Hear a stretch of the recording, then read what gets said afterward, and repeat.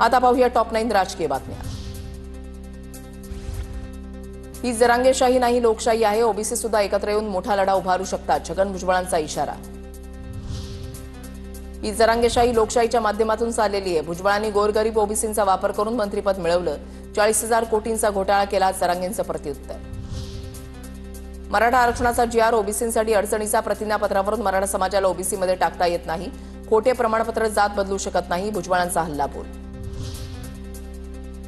Hyderabad गॅझेटचा GR कायदेशीर, GR कुणालाही सरसकट आरक्षण देत नाही, पुराव्यानं कुणबी असलेल्यांनाच आरक्षण मिळणार, हायकोर्टामध्ये योग्य भूमिका मांडू, फडणवीसांकडून पुन्हा एकदा स्पष्ट।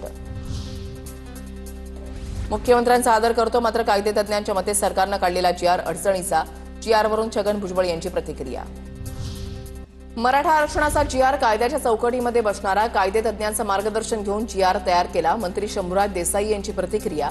तर जीआरला कोणीही चॅलेंज केलं तरी कोणताही धोका होणार नाही, शंभूराज देसाईंचा छगन भुजबळांना टोला। हैदराबाद गॅझेटमुळे ओबीसींचं कोणतेही नुकसान होणार नाही, सरसकट शब्दाबाबत मुख्यमंत्र्यांनी खुलासा केलाय। मंत्री उदय सामंत यांची प्रतिक्रिया। तर ओबीसींवर अन्याय होणार नाही यासाठी समिती तयार, ओबीसी समाजाच्या भूमिकेवरून मंत्री उदय सामंतांचं आश्वासन।